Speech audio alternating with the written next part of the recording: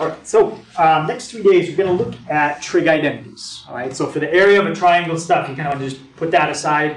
This is going to be totally different. Okay, so trig identities are something that we're not going to be doing calculations. Okay, it's not really numerical. It involves taking an expression and simplifying it as much as you can. Okay? What does as much as you can mean? Well, sometimes it means you'll end up with a number for the answer. That's possible. Sometimes you just end up with another trig expression that's smaller than what you started with. Okay? So we'll practice, and it's definitely something that just takes practice, okay, to get good at.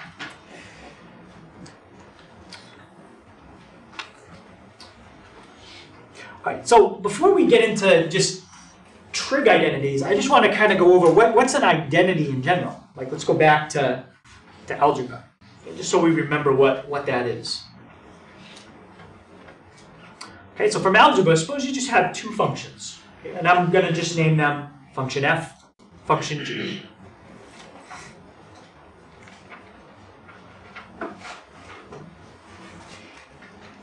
We can say that those two functions are equal if the following equation is true. What that basically means is if you plug in a number for f and you plug in that same number for g, you get exactly the same answer.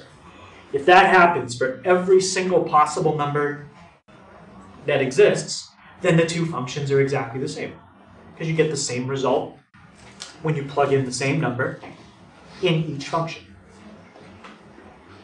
Okay, so that's what it means for two functions to be equal. Okay, any questions on that?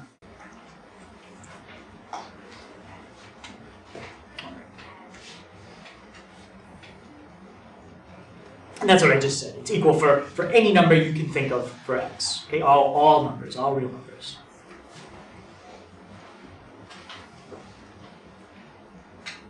Okay, so here's an example from algebra. F of x equals 4x plus 8. G of x equals 2, and then in parentheses, 2x plus 4. Those two functions, even though they look a little different, they are the same thing. What property could you use in g of x to do it out, and then it would look just like f of x? Yeah? Distribution. Yeah, if you just did the distributive property, you'd have 2 times 2x, that'd give you 4x. 2 times 4 would give you 8. So what I'm trying to show you is that even though two things might look different, they can be exactly the same thing if you do a little work to simplify it. Whether it's numerical work or trigonometry work. Okay? I think numerical, it's a little easier for people to see that they're the same. Using trig, it's a little harder because everything is words. It's not numbers.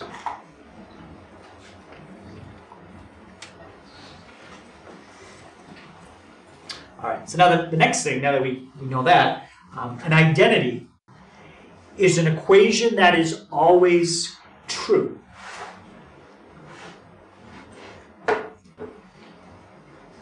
No matter what you plug in for the variable.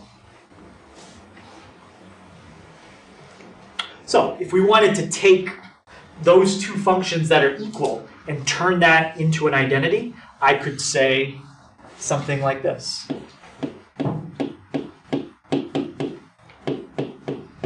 If I write that down on paper, that's an example of an identity. 4x plus 8 equals 2 times 2x plus 4. Okay, if I put that up in Algebra 1 and ask someone to solve it, okay, they might start by just copying down the left-hand side, distributing out the 2, subtract 4x from each side.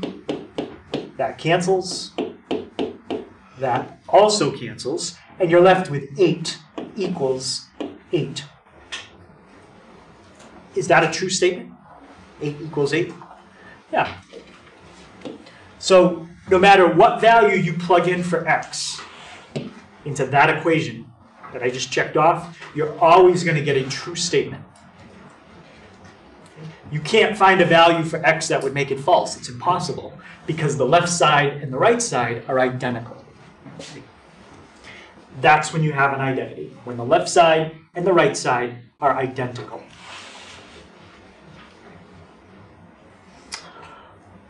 All right, so now we're going to look at some identities that aren't algebraic, not like the one I just did. That's an algebraic identity. We're going to look at some trig identities. And we're going to start with the reciprocal.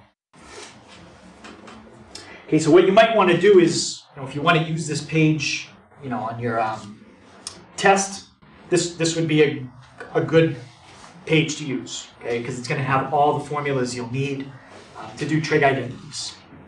In addition to these formulas, I would probably add the two area of a triangle equations, and that'll be everything you need for the test. Okay, so first of all, the reciprocal. Well, reciprocal means you flip. Okay? And we've done all these. Okay? If I asked you to find the cosecant of 10 degrees on the calculator, you don't have a button on the calculator that says CSC. So the only way on the calculator you could find the cosecant of 10 degrees is to take the sine and flip it. So if you were to type that calculation in, the cosecant of 10 degrees is 5.76. That is the only way to type it in. With secant, the only way you can type that one in is if you flip the cosine, and same with cotangent. The only way you can type that in is if you flip the tangent. Now there's three other reciprocal identities that are really repeats of these. Okay? We'll write them down.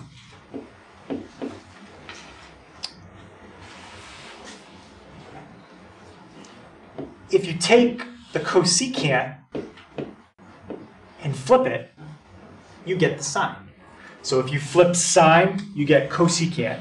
If you flip cosecant, you get sine. It's just kind of bouncing back and forth between the two. Right? It's kind of like if you had, if you had the equation distance equals, don't write this, I'm just showing you a simpler example. Distance equals rate times time. Well, you could say distance divided by rate equals time. Or another way you could arrange it is distance divided by time equals rate. Those two things are exactly the same. There's no difference, just rearranged a little differently. Well, that's exactly how these are. They're just rearranged a little differently, but they really are the same thing. Question on that idea? Okay. Anyone tell me what the next one right here would be? If you flip cosine, you get the secant. What if you flip the secant? What would you get? Yeah, you would get cosine. Yep. Now, we know if you take tangent and flip it, you get cotangent. Well, what if you flip the cotangent? It would change back to about height.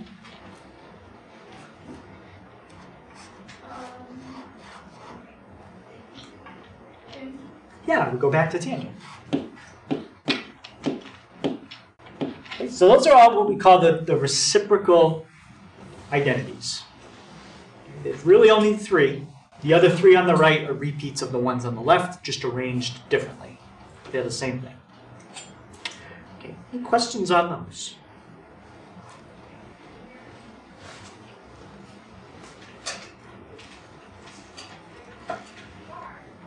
Okay. So, the next group, there's not as many, there's only a couple in this one, are the quotient identities.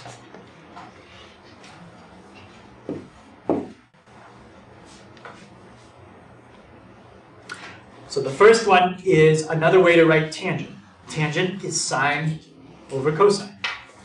And that's an identity. It's not just true if you wanted to do it when theta equals 5 or theta equals 6. You can let theta equal anything.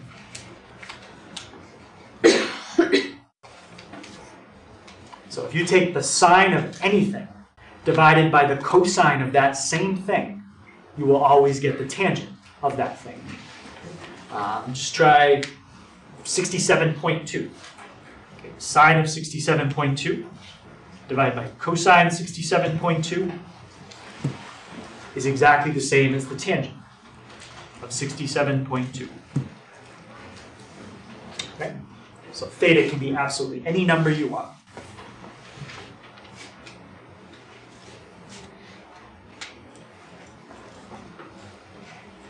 Anyone think they can tell me what cosine would be?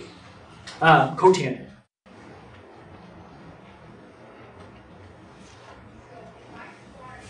Yeah?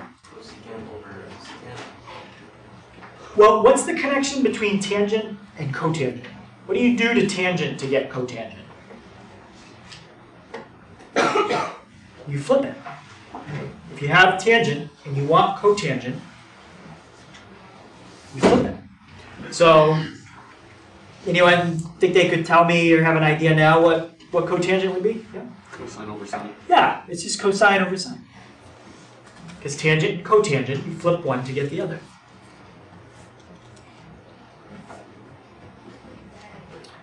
Okay, so off these two, I want you to kind of look at something.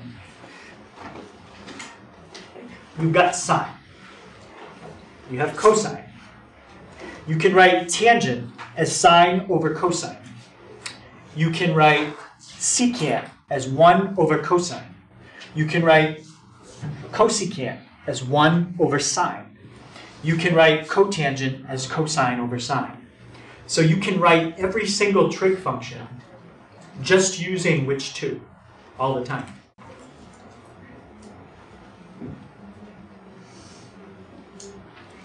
Yeah?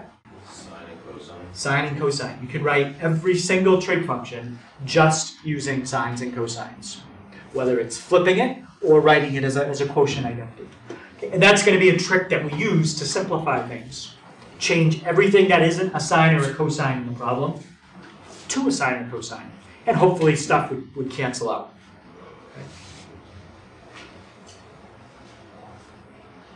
I'm not going to write every single version because it's impossible, but you can use these identities with higher powers.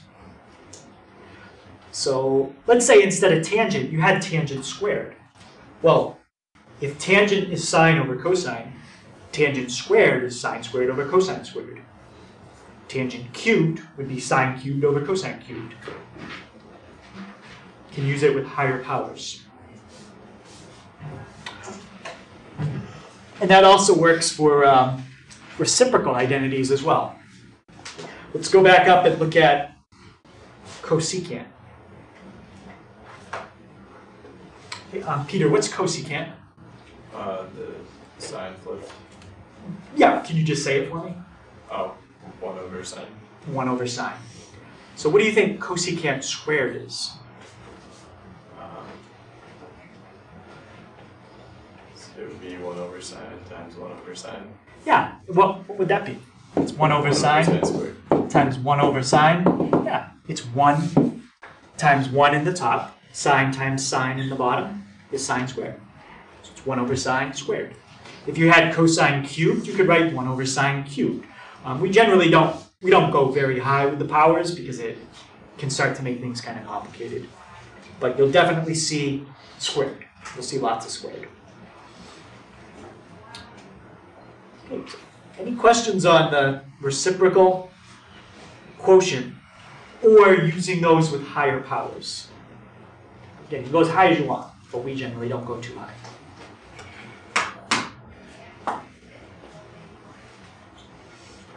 Okay.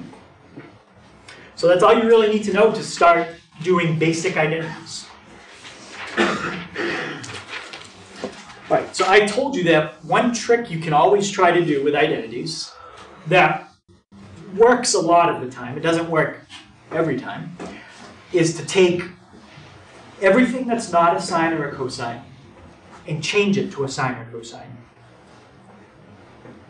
And the identities that I give you are always going to be set up so something cancels out. If you start doing an identity and it just looks like it's getting worse and worse, and nothing's really canceling, I would start, take a step back and try again. Okay, so let's try this. Okay, we have secant times cosine. Eric, can you tell me how I can rewrite secant so it uses sine or cosine? 1 over cosine. Yep. So we can write secant. I'm just going to copy down the problem as 1 over cosine. And now the other one already is cosine, so just leave it alone. The only thing is it's not a fraction, but we could easily make it a fraction if we want. What can you always put as the denominator to make something a fraction? Yeah, you can just put a 1. And now when you multiply straight across, Molly, what's 1 times cosine? You get cosine in the top, and in the bottom you have cosine times 1. What do you get in the bottom? Cosine again.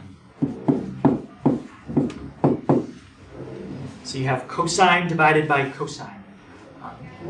Connor, what do you think that would be? It would be 1.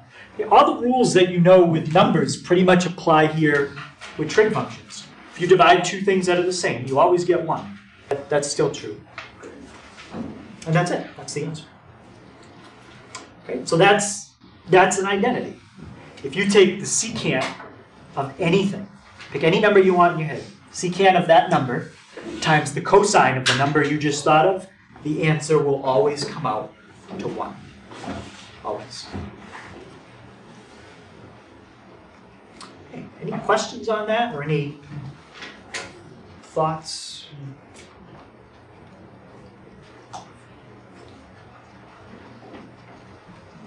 Okay, let's try a different one.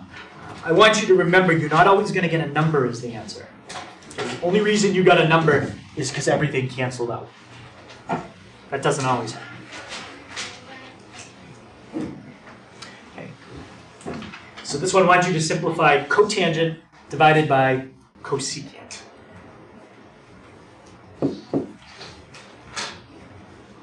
Now, the trick of changing things to sines and cosines, that doesn't always work. It will here. But there's other tricks that work in other situations, right? But this is one where you want to change to sines and cosines. How do you know, when should I change to sines and cosines, or when should I do a different trick that I haven't shown you yet? It's practice. Kind of like if you're, playing football. How do you know if you should run left instead of right? It's just instinct, and you just get better at it as you practice it. It's the only way to get good at them. All right, let's start with cotangent. Can somebody tell me how I can rewrite that in terms of sine and cosine? Now, there's a couple ways we can rewrite cotangent, but I want to write it as sine and cosine. Alex? Cosine over sine. So cosine over sine. And then in the bottom we have cosecant. So Irene, how can I rewrite cosecant?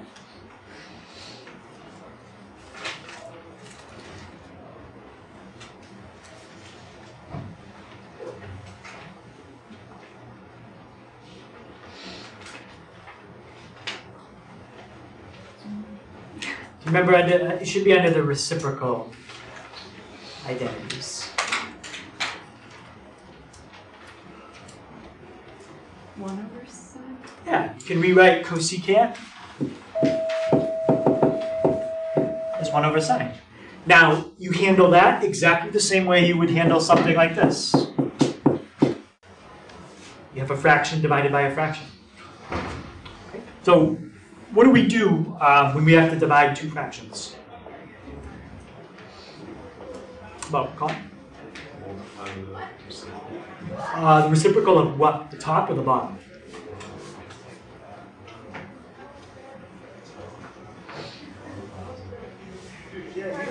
Sure. I like the idea of multiplying by the reciprocal. Can anyone help him out? Is it the reciprocal of the top or the bottom? Right? Bottom. So the top stays the same.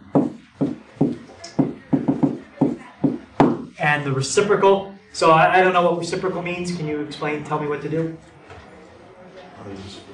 Flip it, exactly. Reciprocal just means flip. And now multiply with fractions. Remember, you do not need a common denominator when you multiply. If you're going to add, you do, but not to multiply.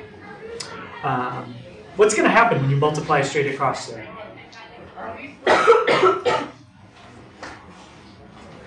Well, Matt, can you tell me what's going to happen? All right, let's look at it with numbers. Let's pretend you had 5/4 times 4 over 1. When you multiply straight across there, what happens? 20 over 4. Okay, so you could multiply first, and then you'd have 20 over 4, and then you'd have to reduce. Yeah.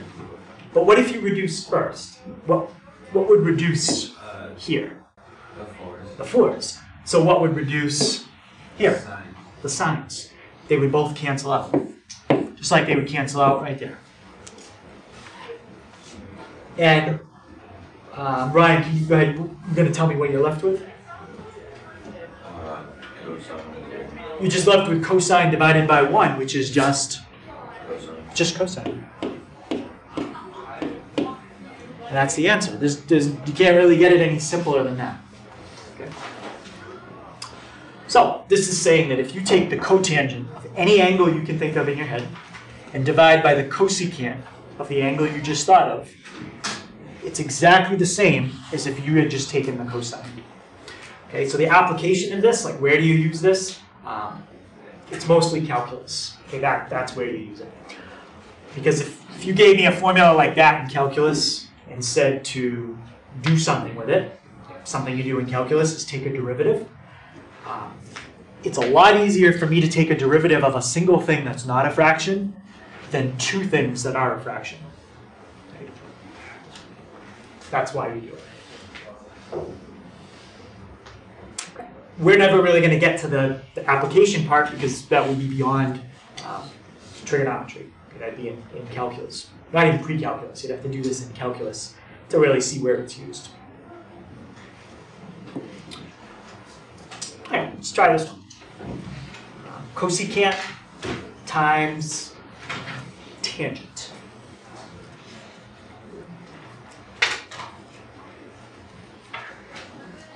Okay, Alex, what do you think I'm going to do here? You don't have to tell me like exactly what to change to what. What's kind of the general idea you think we're going to try here? Are you trying to change it to sines? And? Not sines and cotangents. Sines and, anyone remember the other function that comes up?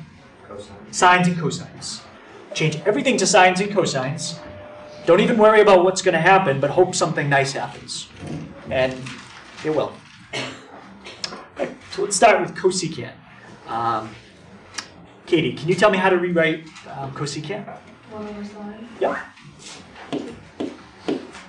1 over sine times. Orion, can you tell me how to rewrite tangent? How to rewrite tangent? It'd be sine over cosine. Yep. And now there's two ways he could have done that. He could have told me 1 over cotangent, because if you flip cotangent, you get tangent. But that's not going with what Alex said. We're going to change to sines and cosines. Okay, so we do that. And Mason, do you see what's going to happen there when we multiply? The sines are going to cancel. Yeah, exactly. Whenever you're multiplying, if you have the same thing in the top and the bottom, it cancels. That does not work when you're adding. Adding or subtracting, that's totally different. Okay,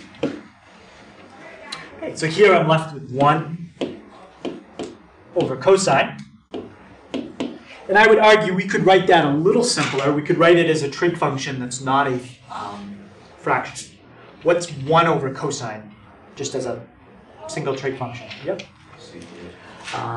Yes, that's your secant.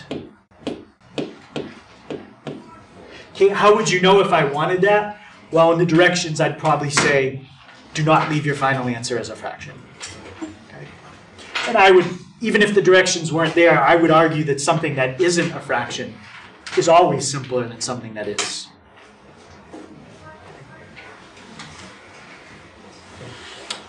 Any questions on that one? All right.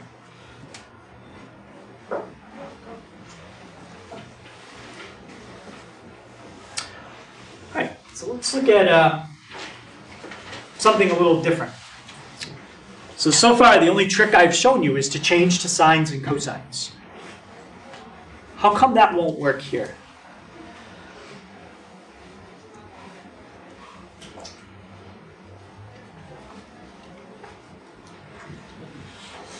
Anyone see why changing to sines and cosines won't work here?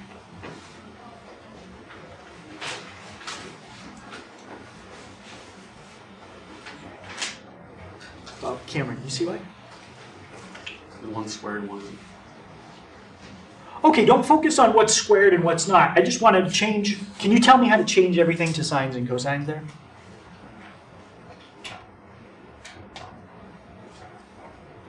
Sure. Okay, name to me something that's a trig function there that's not a sine or a cosine. Tangent. Which one? Tangent. I don't see a tangent up there. There's no tangent up there. So you have to name something that's in this problem that's not a sine or a cosine. One. One's a number, that's okay. Nothing you can really do with that number. Theta, that's the argument to your function. So that's, is there anything up there that's not sine or cosine? Rudy? The negative, that's just an operator. Like Is it the two? plus, minus, that's okay. The 2 is an exponent, that's okay. You gotta name a trig function, like if we go back, there's something that's not a sine or cosine. There's something that's not a sine or cosine. There's something. There's something. Okay? Yeah? What if I just say no? No. There's nothing up there that's not already sine or cosine. I mean, a 1, what are you going to change 1 to? 1. You can't change 1. A minus sign, that's just, that's an operation. You can't substitute something in for a minus sign. The only thing you can substitute for is a trig function. And the only trig function I see in that whole problem is cosine. So it's already sine and cosine. So changing to sine and cosine won't work. So we're going to try something different. And it's going to be very similar to something like this.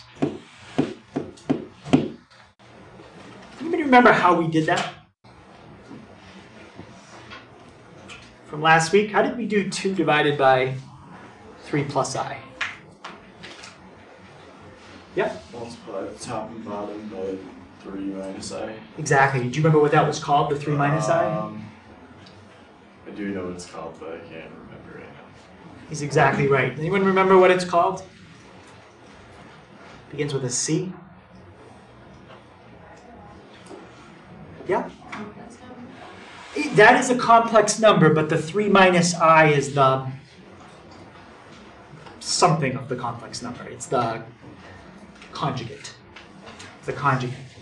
So the trick here is very, very similar to the trick we've seen with complex numbers. We're going to multiply the top and bottom by the conjugate of what's in the bottom. So the conjugate isn't just a trick you see with complex numbers and forget about it. The conjugate is a trick you use all the time for all kinds of stuff, including what we're doing right now.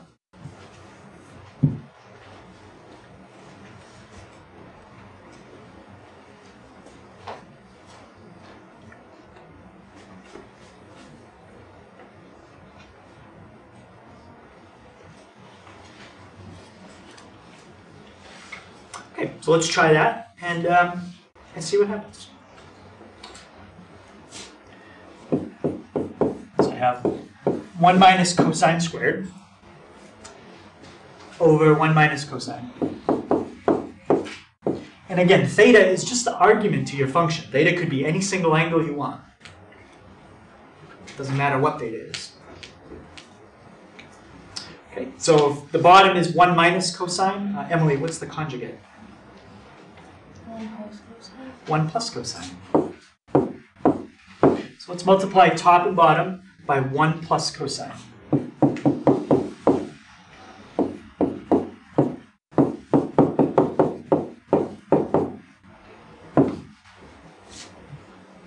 All right. Now, part of that I'm going to do out. Part of it I'm not. Okay. And how do you know what part of that to FOIL and what part of it to just leave it for now? Practice. Okay. Sometimes I try to explain doing identities. It's kind of like playing chess. Okay. To be really good at chess, you have to kind of know or have an idea of what you're going to do 2, 3, 4 moves ahead of time. Okay. How does somebody that plays chess know what they probably are going to try to do 4 moves ahead of time? Practice. Okay. I already know that if I don't FOIL part of this out, it's just going to disappear. So it's not even worth FOILing it out. And that's in the top. So I'm going to rewrite this and leave the top the same. Don't do anything to the top. Just do what's in the bottom. Okay? Anytime you have conjugates, you always want to multiply them. Okay? Always multiply conjugates because stuff will cancel out if you do. Okay? So let's try it. So the top is 1 minus cosine squared times 1 plus cosine. Another reason that I'm thinking to not do the top out is look what happens if you started doing it out. You've got the 1 times 1, that's not bad. 1 times cosine, that's not bad. 1 times negative cosine, that's okay. The part that I don't like is cosine squared times cosine. That's going to be cosine cubed. Not that you can't get cosine cubed, but I usually don't give you identities that are going to become cubed. So if you start getting things that are cubed power, 4th power, 5th power, it's too complicated. Okay, I would just leave it, don't do it out, and it'll probably cancel at some point. Okay, so now let's do out the bottom. We'll start with 1 times 1. Emily, the first part, 1 times 1. We just get 1. We have 1 times positive cosine, 1 times negative cosine. What's going to happen there? Zach? No, 1 positive 1 times positive cosine. What's positive 1 times positive cosine? Cosine. What's positive 1 times negative cosine? Negative cosine. You now add those two things together. Nothing. 0. Right? You get positive cosine, negative cosine, cancel. That's 0. And now the last part, Molly, what's a negative times a positive? Negative. And what's cosine times cosine? Cosine squared. Okay. Anybody see something in common with the top and the bottom?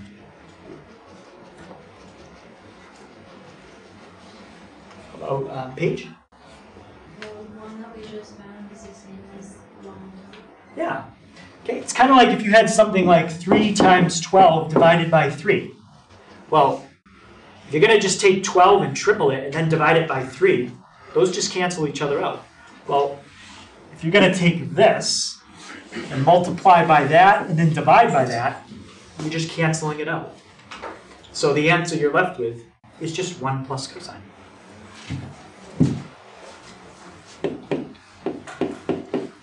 And there's nothing else you can do with that. It's not a fraction. I mean, it's already a cosine. What are you going to change cosine to? Anything you change cosine to is going to turn into a fraction and make it more complicated. And the number 1, you can't change the number 1. So that's it. That's all you can do with that one. Okay, any questions on that?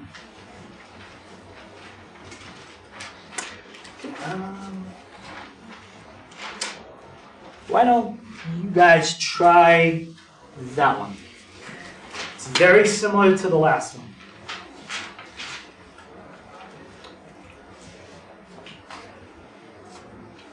Okay, so keep in mind the idea of a conjugate. And also, I wouldn't do out part of it because it's going to cancel. The other part, I would do out. Okay, and we talked about what to always do out. Okay, so just try it. See if you get stuck, call me over, and I'll try to help you. All right, so looking at that one, I see something there that's not a sine or a cosine. Connor, what's there that's not sine or cosine? Secant. So you could argue, well, should we change that to sine or cosine? Maybe. Maybe at some point that would be a good idea. I'm not sure I would do that right away because maybe I don't need to. Maybe something will cancel out where doing that would have been a waste of time. But there's something else I would try first. Besides changing to sine and cosine. Robin, what's the other trick I said? Multiplying by the conjugate. Yeah, I would try that because I can see a couple steps ahead and I already see something that's going to cancel out and disappear if I do it correctly. Can you tell me what the conjugate would be, Robin? Would be 1 minus sine. 1 minus sine, yep. Now, in the top, don't worry about doing it out because, well, something's going to cancel. So we'll just leave what's in the top for now. So secant 1 minus sine squared, 1 minus sine. Plus, just look at the top. If you did that out, that's a mess, right? There's a lot of stuff happening. I'm not going to give you one that would be that messy. Also, sine squared times sine is sine cubed. Kind of warned you to stay away from sine cubed. Okay, just something else is going to happen. Okay, so let's do out the bottom. How about Irene? Let's start with 1 times 1. 1. Yeah, 1. How about Faith? What's 1 times negative sine? Negative sine. And then what's 1 times positive sine? Sine. Sine, those cancel. Negative sine, positive sine, gone. Katie? Positive times negative? Negative sine squared. Yep, I'm gonna get a negative sine squared. And Ileana, do you see anything that would cancel out there? 1 minus sine squared. Yeah, as long as everything is multiplied, you can always cancel something in common from the top and the bottom. When you start getting into addition, you absolutely cannot cancel those 3's. The answer to that problem is not 6. The answer to that problem is 3. Okay? So, as long as everything is multiplied, you can cancel. And we're left with secant times 1 minus sine.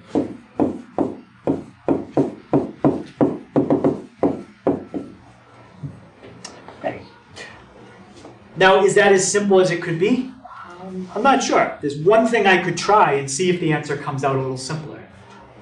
Alex, do you see what I could try to see if the answer can come out a little simpler? Change secant to 1 over sine. Yeah, let's change secant. And what do we change it to? 1 over sine. Oh, 1 over cosine. 1 over cosine. I'm going to try it. I'm going to do it out. And if I get an answer that looks simpler to me, I'll keep it. If I get an answer that looks worse, I'll just go back and say, all right, we'll just stop right there. Well, let's try it and see.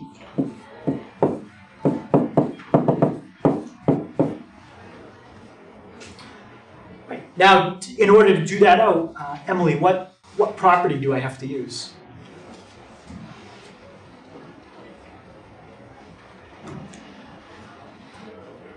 No idea. Like, what if it was, what property would you use for that? Boiling.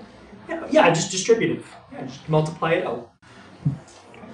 So we're just going to multiply. If you want to think of those as fractions, you can. Some people, they like to do that. Multiply this times the first. Well, it's not going to change. You're just multiplying it by 1. So at least for that part, I'm not sure there was any benefit to doing what we just did. The second part, multiply the tops of the fractions and the bottoms. Sine in the top. What's cosine times 1? Cosine. So by changing it to 1 over cosine and distributing it out, that's what I got. I don't really think it helped here. But here, I think something happens. What's sine divided by cosine? Yep. Tangent. And at least, again, I would argue that tangent is not a fraction. Sine over cosine is. I would always take something that isn't a fraction over something that is. So the first part, though, I think I'm going to change that back to secant. So changing it to 1 over cosine helped to simplify the second part of the distributive property. It didn't really do much for the first part. I think it made the first part worse, which is why I changed it back to secant. Right. So any question on that? So if I was going to do this one again, what I would probably do different is distribute secant right away, rather than change it to sine and cosine first. Okay. Then I would have seen, oh, secant times 1 is secant, and then I would have only had to change it in the second part, instead of changing it and changing it back. Okay, so that's the second trick. Okay, multiplying by the conjugate. Okay, last trick.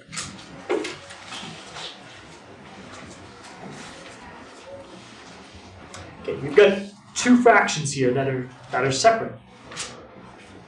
What do you usually want to try to do with two fractions that are separate?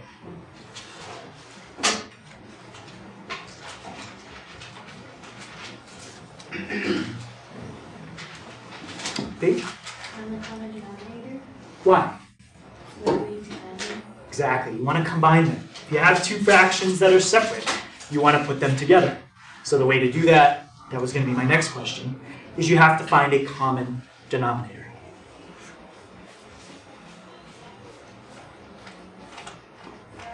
Okay, and a lot of times people get stuck on finding a common denominator when it's a function. But let's change that to all numbers, and let's just try something like that first.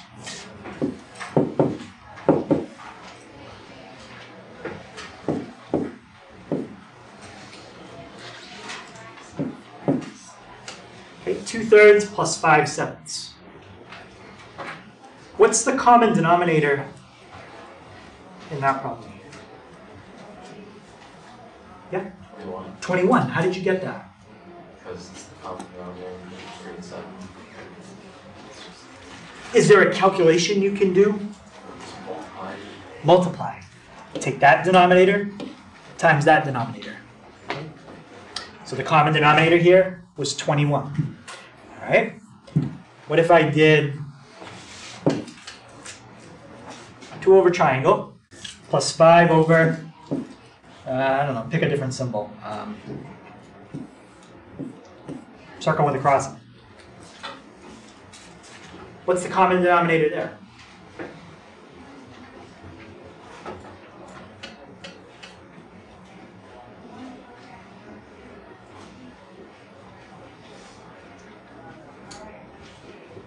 Alex? Triangle, circle, cross, and then, Multiplied together. yeah. Yeah, it doesn't matter what's in the bottom. Just take whatever the first thing is, whatever the second thing is, multiply them together. If they're numbers, letters, symbols, pictures, whatever it is. So let's try the same thing. Okay. So I have cosine as my first denominator, cotangent as my second. Multiply them together. So my common denominator is cosine cotangent. Now, what is the first fraction missing in the bottom so that it has the common denominator?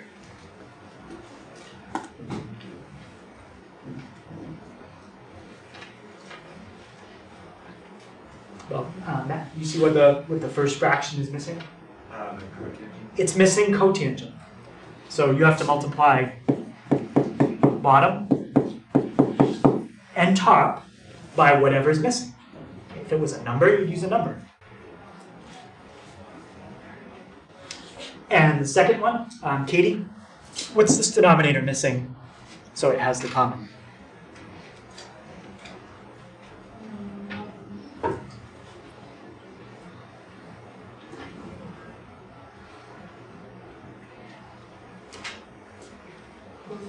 Yeah, it's missing the cosine.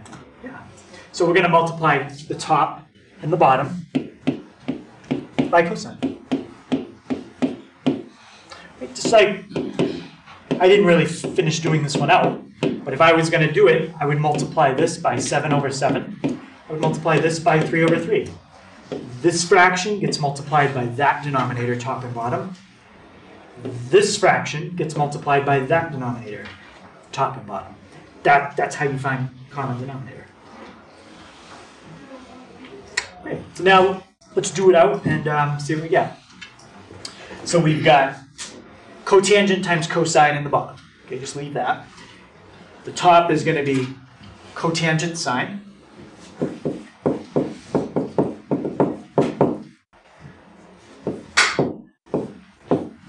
Plus 1 times cosine, which is just cosine.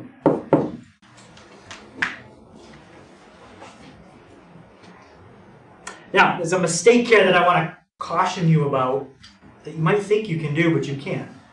Some people say, oh, same thing in the top and the bottom. How come I can't do that here?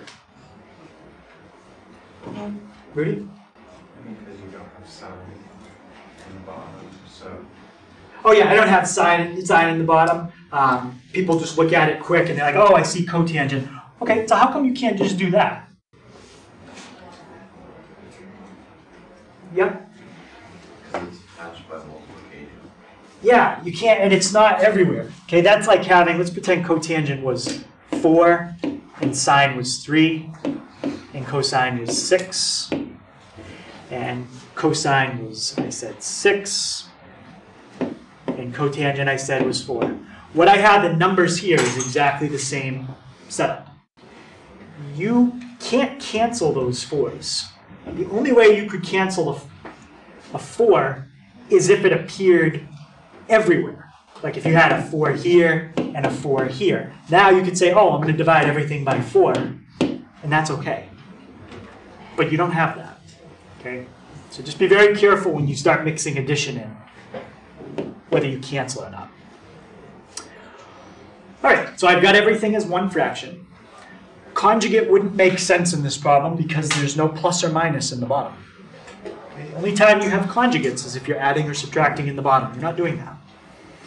So what's the only trick I have left that might cause some more stuff to cancel out?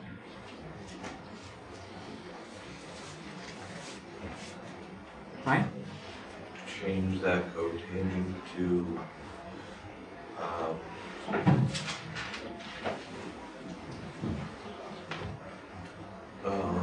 cosine over sine. Yes, I like that idea. Let's change cotangent to cosine over sine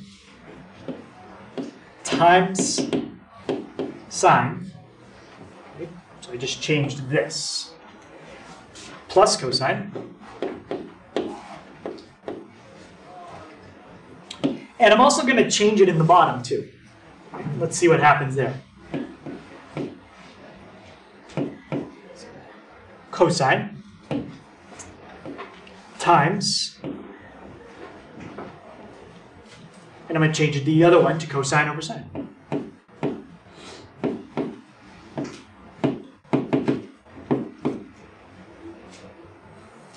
Well, in the first part, I have sine, and that's all multiplication.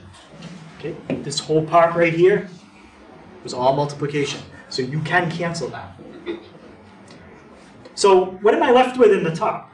I have cosine x plus cosine x.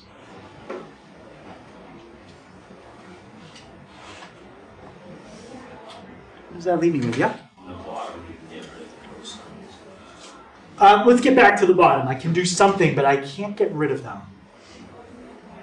But let's start with the top. What's cosine x plus cosine x? So think about what's x plus x? 2x. Triangle plus triangle. 2 triangle. Cosine plus cosine? 2 cosine. So you get 2 cosine x in the top. I'm going to put it over 1 just to make it a fraction. You don't have to, but I think you'll see why I'm doing that in a second. And now, in the bottom, you don't have the same thing. Like if you had this cosine in the bottom, you could cancel it. Instead, both the cosines are in the top next to each other. So Zach, what's cosine times cosine? Cosine squared. Cosine squared.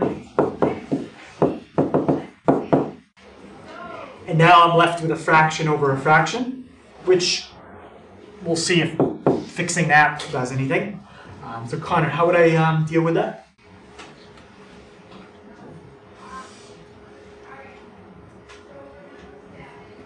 How do we divide 2 fractions? Pretend it's all numbers. Ignore that it's words.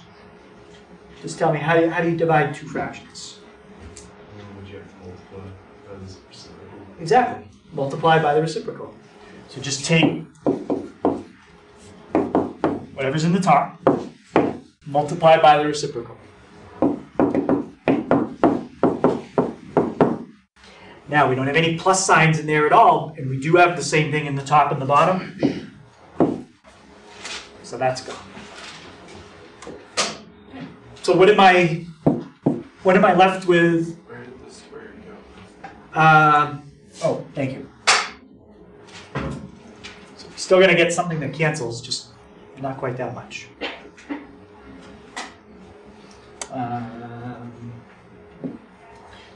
So we have 1 cosine in the top. We have 1 in the bottom we can cancel. Thank you. And now I'm left with 2 times sine over cosine. Is there a way I can change sine over cosine to something that is not a fraction?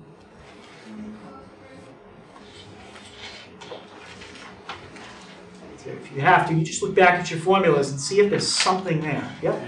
You can change it to tangent. And that, I think, is as simple as you're going to get. There's only a single trig function. There's no fractions, there's no addition, there's no subtraction. How are you going to simplify that anymore? Okay, so that one was that's a harder one. Okay, the common denominator ones are usually a little harder. Okay, but I'm going to give you some to practice in the homework. I think tonight it'll just be a worksheet. It's not going to be in the book.